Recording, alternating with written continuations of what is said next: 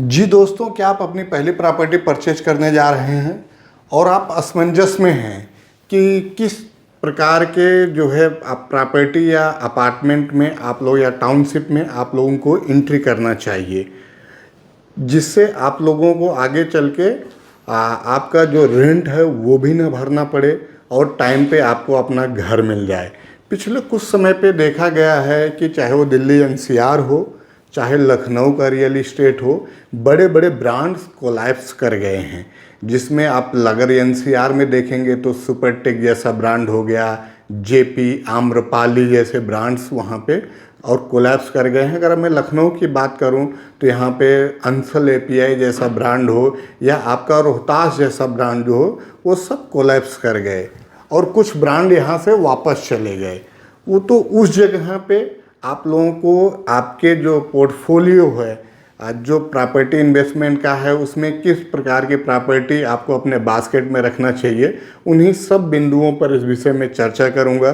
क्योंकि ये स्पेशल जो वीडियो है हम बना रहे हैं फर्स्ट होम बायर्स के लिए, जो अपनी पहली प्रॉपर्टी परचेज करने जा रहे हैं।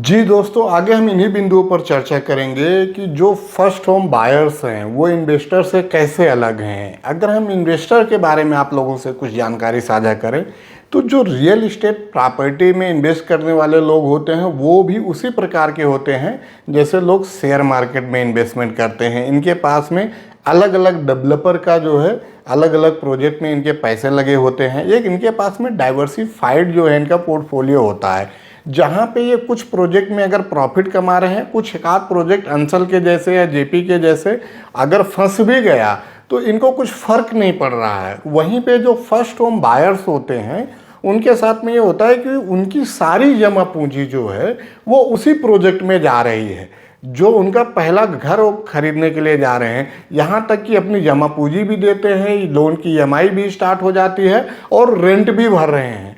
तो आगे चल के अगर उनका घर टाइम पे नहीं मिल रहा है तो उनको जो है बहुत सारी दिक्कतों का सामना करना पड़ता है, जो आप न्यूज़पेपर में देखते ही होंगे या चाहे वीडियोस देखते होंगे कि लोग जो है चाहे दिल्ली एनसीआर हो, चाहे आज के समय पे लखनऊ हो, वो त्राहिमाम कर रहे हैं। चाहे वो जेपी के कस्टमर हो या आम्रपाली को हो, सुपरटेक को हो, अंसल एलटी का अंसल का तो अभी रिसेंटली आप देख ही रहे हैं, और रोहतास ग्रुप भी था। ये सबके साथ में हो रहा है। तो आप भी समझ सकते हैं कि किसी की क्रेडिबिलिटी का कोई भरोसा नहीं है। जो आज जो भी डेवलपर दिख रहा है उसके साथ कल क्या होगा ये आप भी नहीं समझ सकते हैं, हम भी नहीं समझ सकते हैं। उस जगह पे जब आप आपकी पहली प्रॉपर्टी एटलीस्ट इन्वेस्टमेंट करने जा रहे हैं तो आपको ऐसे प्रोजेक्ट के साथ में आगे बढ़ना चाहिए एटलीस्ट वो 70% कंप्लीट हो या 80% हो, या तो आप जो है रेडी फॉर पोजेशन या रेडी टू मूव में ही जाइए। हो सकता है कि आपको उस प्रॉपर्टीज़ की जो कीमतें हैं जो अंडर कंस्ट्रक्शन है उससे 5 लाख 10 लाख महंगी मिले, लेकिन महंगा सही है उस पर्याय में कि आपको प्रॉपर्टी ही नहीं मिल रही है। जिन्होंने भी लखनऊ के अंदर में अंडर कंस्ट्रक्शन में रोहतास में फ्लैट खरीदे थे, आज वो कहाँ स्टेबल कर रहे हैं ये किसी से छुपा हुआ नहीं है। चाहे वो आपका विभूति खंड का उनका प्रोजेक्ट हो, चाहे सुल्तानपुर रोड का उनका प्रोजेक्ट हो। जो उन्होंने अंसल के अंदर में फेज 2 खरीदा था वो आज कहाँ पर है। लोग बोलते हैं अंसल दिवालिया हो गया। सर 2020 से हम लोगों ने एक भी यूनिट जो है अंसल के मतलब फेज 2 में या सेक्टर एम में जे में नहीं बेचा हुआ है। उसके पहले तो हम यहाँ लखनऊ के रियल इस्टेट से थोड़ा दूर थे, लेकिन बोलने का मीनिंग है कि हमने 2020 से ही अंसल को दिवालिया समझ के चल रहे थे। पेपर पे तो आज हुआ है। तो उन जगहों पर अगर आप देखेंगे कि आपको एक ऐसे प्रॉपर्टी में अपने आप को लेके चलना चाहिए जहाँ पे एटलीस्ट आपको ये ना लगे कि भाई आप कुछ सस्ते के चक्कर में, कुछ अच्छे अप्रिसिएशन के चक्कर में आप पहली बार घर खरीदने जा रहे हैं जिसमें आपको आगे चल के रहना है और आपने इन्वेस्टमेंट कर दिया और घर भी नहीं मिल रहा है, आप रेंट पे सफ़र कर रहे हैं, ईएमआई भी जा रहा है, आगे चल के किसी कारणवश आपने बैंक को ईएमआई देना बंद कर दिया, सिबिल खराब हो जाएगा, आगे चल के दूसरे प्रोजेक्ट में भी आप प्रॉपर्टी नहीं खरीद पाओगे। इस वजह से जो डिसीजन लेना है उसमें ज़रूर ये ध्यान में रखें कि जो प्रॉपर्टीज आप परचेज करने जा रहे हैं वो एटलीस्ट 70 to 100% कंप्लीट हो, उसी के अंदर में आगे बढ़ना चाहिए। ये मेरा पर्सनल ओपिनियन है, अब आप सबका अपना अलग अलग ओपिनियन हो सकता है। इन्वेस्टर्स अलग होते हैं। जो इन्वेस्टर 50 कम से कम 5 कंपनियां 6 कंपनियों में इन्वेस्टमेंट कर रहे हैं, एक आध जगह पे उनका पैसा अगर रुक भी रहा है तो उनको फ़र्क नहीं पड़ता है। ये जो मेजर अंतर है आपका फर्स्ट होम बायर और इन्वेस्टर्स के बीच में होता है। आगे आप लोगों को मैं बताऊंगा कि जो फर्स्ट होम बायर्स हैं, जिनको लखनऊ में कुछ अपार्टमेंट में या प्लॉट में इन्वेस्टमेंट करना है, उनके लिए आज की डेट में क्या क्या ऑप्शंस अवेलेबल हैं, वीडियो में आप लोग आगे तक बने रहें। जी दोस्तों, अगर आप लोगों को एक कंप्लीट प्रोजेक्ट के अंदर में कोई प्रॉपर्टी लेनी है तो उसी कड़ी में कुछ प्रोजेक्ट्स हम आपको साथ में भी साझा करेंगे और कुछ अंडर कंस्ट्रक्शन भी प्रोजेक्ट की जानकारी देंगे जहां पे आप इन्वेस्टमेंट कर सकते हैं। इस कड़ी में जो पहला प्रोजेक्ट मैं आप लोगों के लिए बता रहा हूं वो है रिसिता का मैनहट्टन, गोमती नगर एक्सटेंशन के सेक्टर 7 में पड़ रहा है। इसके अंदर में आपको 2 BHK, 3 BHK, 4 BHK, 4 BHK plus servant, 3 BHK plus servant के फ्लैट्स देखने के लिए मिल जाएंगे। आज की डेट में लगभग ये प्रोजेक्ट 98% कंप्लीट हो चुका है, जिसके अंदर में लगभग इनका ए सीरीज, बी सीरीज पूरा रेडी हो चुका है। सी सीरीज 4 BHK में 2 टावर रेडी हो चुके हैं, 2 टावर बन रहे हैं। इसमें आप लोग ज़रूर मन बना सकते हैं, जिसमें इनके पास में आज भी कुछ 2 BHK, कुछ 3 BHK के फ्लैट्स अवेलेबल हैं। 4 BHK के भी ऑप्शंस मिल जाएंगे। ये बेस्ट ऑप्शंस है, जिसके अंदर में लगभग 35,000 स्क्वायर फीट का क्लब हाउस बन रहा है। बाकी सारी सुविधाओं के साथ में आ रहा है ये प्रोजेक्ट, अच्छे डेवलपर का, जिसको अपने आप बास्केट लिस्ट में रख सकते हैं। उसके बाद जो अगला प्रोजेक्ट है, अगर आपका बजट थोड़ा उससे कम है तो वो है आपके लिए ओकस रेसिडेंसी। ओकस रेसिडेंसी एक शानदार प्रोजेक्ट है, एक अच्छे डेवलपर का है जो सुशांत गोल्ड सिटी में बना हुआ है। ये प्रोजेक्ट स्टार्ट ही हुआ था बेचना इन लोगों का 2020 में। 2025 के अंदर में 60 टावर इन्होंने डिलीवर कर दिया है। सभी टावर की सीसी आ चुकी है। आज के समय में इनके पास बहुत नंबर ऑफ यूनिटें तो नहीं है, लेकिन इनके पास में आपको कुछ 2 BHK 1160 स्क्वायर फीट का और 3 BHK में आपको 1502 स्क्वायर फीट, 1532 और 1656 के कुछ फ्लैट्स देखने के लिए मिल जाएंगे। प्राइस एक इनकी अट्रैक्टिव प्राइस है, जिसके जो लगभग 2 BHK है इनका 80 से 85 लाख के बीच में आ जा रहा है।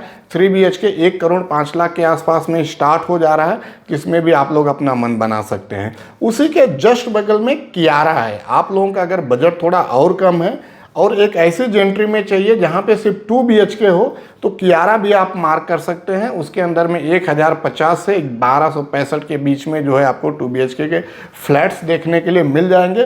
प्रोजेक्ट रेडी है, आगे चल के RWA बनेगा, सारी चीज़ें वेल मैनेज हो जाएंगी। यहाँ पे आपको 65 लाख से लेके जो है 75-80 लाख रुपए तक के बीच में आपको 2 BHK मिलेगा, तो इसको भी अपने बास्केट में रख सकते हैं। इसके बाद में जो अगला प्रोजेक्ट है वो सुशांत गोल्ड सिटी और लखनऊ के शहीद पथ के ऊपर सबसे बढ़िया प्रोजेक्ट है ये। अब बियॉन्ड शालीमार को छोड़ के अगर आज के समय पे देखा जाए तो रिसिता मलबरी के सामने कोई प्रोजेक्ट टिक नहीं रहा है। रिसिता मलबरी सुशांत गोल्ड सिटी के सेक्टर C में बन रहा है। ये 21.45 एकड़ के अंदर में इसका लैंड पैच है, जिसके अंदर में ये 16 टावर लेके आ रहे हैं। 8.5 एकड़ का सेंट्रल पार्क, 65,000 स्क्वायर फीट का क्लब हाउस, भर के एमिटीज इसमें के अंदर में अवेलेबल हैं। इसमें 2 BHK की साइज आपका 1328 स्क्वायर फीट की आती है।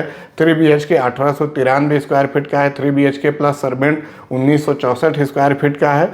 और इनका जो मलबरी है वो भी लगभग 95% रेडी है, जिसके अंदर में कुछ 2-4 जो हैं टावर्स फाइनल स्टेज पर है, नहीं तो रेडी है। श्रीनिटी में थोड़ा समय लगेगा, इसलिए मैं श्रीनिटी को भी कवर नहीं कर रहा हूं, लेकिन प्रोजेक्ट का लगभग श्रीनिटी को लेके भी देखेंगे तो 80% कंप्लीट है।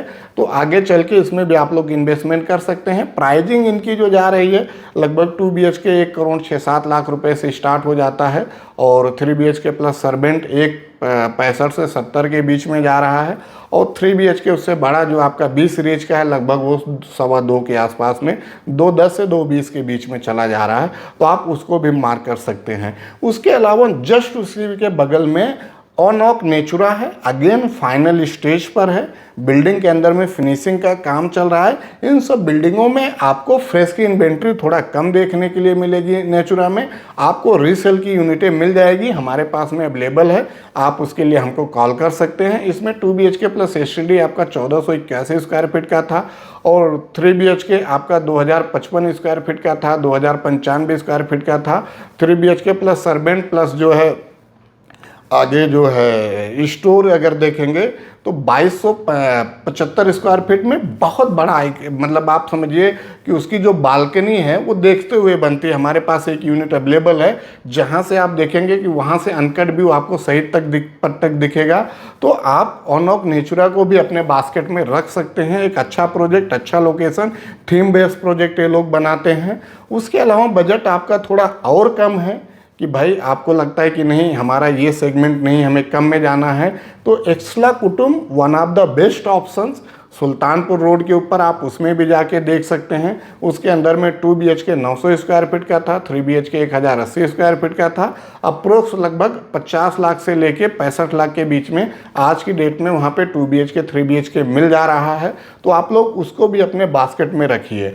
उसके अलावा किसी का बजट और कम है तो आवास विकास का Sarayu enclave, Gomti enclave, Nandini enclave, Gangotri enclave, इन सब में 45 से 50 लाख में रीसेल में 2 BHK मिल रहे हैं। तो आपको इसमें भी बास्केट को, इन प्रोजेक्ट को भी अपने बास्केट में रखना चाहिए। इसके अलावा अगर कुछ मित्र को लगता है कि नहीं हमें तो अपार्टमेंट में नहीं जाना है, हमें प्लॉटिंग के प्रोजेक्ट में जाना है, तो ऐसा प्लॉटिंग का प्रोजेक्ट हो जहाँ पे हमें आगे चल के तकलीफ ना हो, तो पहला नाम, अगर आपका बजट अच्छा है तो आप हमारे MGF में जाइए। एक अच्छा प्रोजेक्ट अच्छे लोकेशन पर है जिसके अंदर में 1746 का अगर मैं एवरेज प्राइस देखूं तो 1,50 से 55 लाख रुपए में आपको मिल जाएगा और 2160 के स्क्वायर फीट का जो प्लॉट साइज है 175 से 80 के बीच में मिल जाएगा।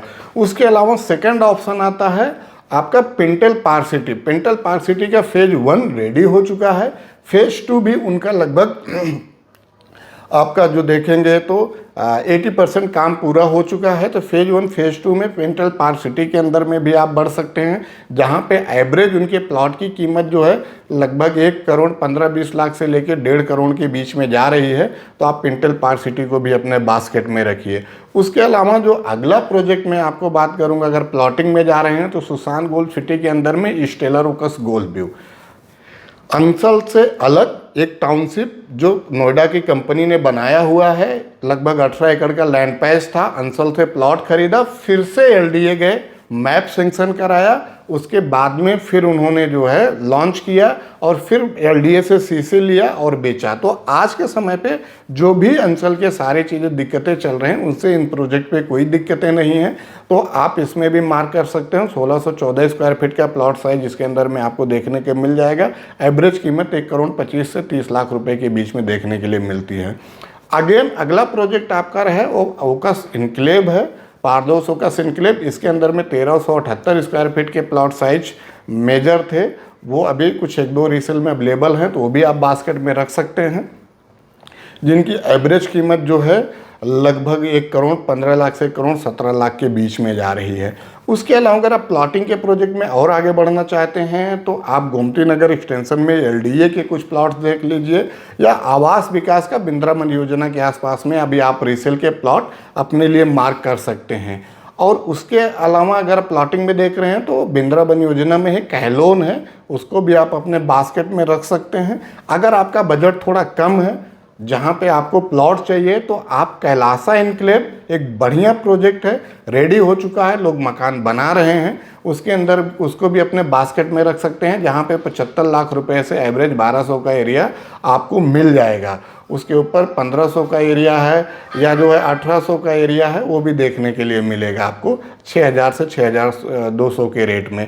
उसके अलावा आपको आगे बढ़ना है तो सफ़ायर रॉयल में भी रेडी हो चुका है, वहाँ उस प्रोजेक्ट के प्लॉट्स जो है आप अपने बास्केट में रख सकते हैं। लखनऊ ग्रीन के भी प्रोजेक्ट के प्लॉट्स अपने बास्केट में रख सकते हैं। एवरेज प्राइस 4800 से लेके जो है 52-5300 के बीच में वहाँ पर मिल जाएगी। अगर कुछ बंधु प्लॉट लेना चाहते हैं और आईएम की तरफ उनका घर पड़ता है सीतापुर हरदोई की तरफ, तो स्प्रिंग ग्रेस एक बढ़िया ऑप्शंस है। उसमें भी आप अपने आप को मार्क कर सकते हैं। रेडी टू मूव प्रोजेक्ट है, लोग उसमें घर बना रहे हैं, तो उस प्रोजेक्ट को भी अपने आप बात चेक लिस्ट में रखिए। एवरेज लगभग 6200 का रेट है। साइज उसमें आपको जो है 985 से लेके 1500 के बीच में देखने के लिए मिल जाती है। तो ये प्रोजेक्ट है। तो मेरा सिर्फ इतना ही सुझाव है कि आप लोग जो पहली बार प्रॉपर्टी परचेज करने निकल रहे हैं वो लालच में ना पड़े, ऐसे प्रोजेक्ट के अंदर में ना एंट्री करें कि जहां पे आगे चल के आपका पैसा भी लग जाए और आपको घर भी ना मिले। क्योंकि जो लोग सोचते हैं कि नहीं नहीं अच्छा ब्रांड है, अच्छा कर लेगा, भाई एक समय पे सुपरटेक के बराबर में एनसीआर की कोई कंपनी नहीं थी। जेपी जब आई तो उसका भी कोई बराबरी कर नहीं पा रहा था। आम्रपाली के सामने कोई टिक नहीं रहा था। अंसल था, रोहतास था। जब इन सब ब्रांड की ये दशाएं हो सकती हैं, तो जो आज के एक एक दो चर्चा प्रोजेक्ट बनाने वाली कंपनियां हैं, उनका भी, उनके ऊपर भी आप मतलब ऐसा गढ़ से करके नहीं चल सकते हैं कि ये प्रोजेक्ट बना ही ले जाएंगे। आप पहली बार प्रॉपर्टी परचेज कर रहे हैं तो इस हिसाब से आगे बढ़िए कि भैया आपको 2 पैसे की कम प्रॉफिट हो, लेकिन आपका कम अप्रिसिएशन हो, लेकिन आपका घर तो हो। शाम को आप अपने घर में जाओ, जहाँ पे जाने के ऐसा तो ना हो कि आपने रोहतास के प्रोजेक्ट में फ्लैट ले लिया है और शाम को घर जा रहे हो तो किराएदार किराए के लिए मैसेज कर दिया है और ईएमआई की ड्यू आ गई है, और आप जब अपने घर का देखते हो तो उसका पता नहीं, उसके तो मुकदमे ही लड़ रहे हो आप लोग। तो उन जगहों पे फर्स्ट होम बायर के लिए ये ज़रूर ध्यान में रखना चाहिए। इन्वेस्टर के पास ऑप्शंस होता है कि वो किधर भी अपनी बैटिंग करें, क्योंकि उनके पास सामने ये चीज़ें होती हैं कि भाई 3 प्रोजेक्ट में डाले हैं, 5 प्रोजेक्ट में डाले हैं, कहा तो 19-20 भी हुआ तो रिकवर कर ले जाएंगे। और जिनकी पहली दूसरी प्रॉपर्टी है, पहली प्रॉपर्टी वाले को 100% एक सिक्योर इन्वेस्टमेंट के लिए चाहिए। आपको एफडी में इन्वेस्टमेंट करना चाहिए, शेयर मार्केट में हाथ नहीं जलाना चाहिए। वही सेम चीज़ रियल इस्टेट के लिए भी अप्लाई होती है कि आप ऐसे प्रोजेक्ट में जाओ जिसमें 1-1.5 साल के अंदर में पोजीशन मिल जाए। आप सिर्फ कागज़ डीलिंग ना करो, पेपर डीलिंग ना पड़ो, धरातल में कुछ है नहीं।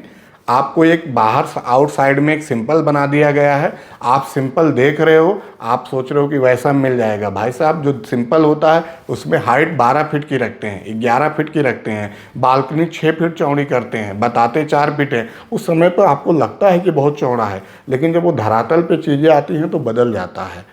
तो इन चीज़ों को ध्यान में रख के जब आप रेडी टू मूव प्रॉपर्टी में इंटर करेंगे तो वहाँ पे सारी चीज़ें आपके सामने होंगी, या 70-80% कंप्लीट है तो वहाँ पे भी आप अपने फ्लोर पे जाके देख सकेंगे कि क्या चीज़ें आपको मिल रही हैं। तो ये वीडियो मैंने आप लोगों को ये बनाया हुआ है कि जो आज का सिनारियो देख रहा हूँ, बहुत सारे फ़ोन कॉल्स आ रहे हैं, क्योंकि अंसल के अंदर मैं ऑफिस लेके बैठा हुआ हूँ कि मेरे इस प्लॉट का क्या होगा, या मेरे इस प्रोजेक्ट का क्या होगा, मीडिया इनक्लेव का क्या होगा, जीवन इनक्लेव का क्या होगा। तो उन्हीं संदर्भों को देखते हुए ये बनाया कि जो हमारे फर्स्ट होम बायर्स हैं, अगर हमारे वीडियो से उनको ज़रा भी मदद मिलती है तो लोगों को उसके साथ में आगे बढ़ना चाहिए। और वीडियो के साथ में मैंने नंबर दिया हुआ है, उस पर आप लोग हमें कॉल कर सकते हैं। ये वीडियो को देखने के लिए धन्यवाद। जल्द ही मिलते हैं अगले वीडियो में।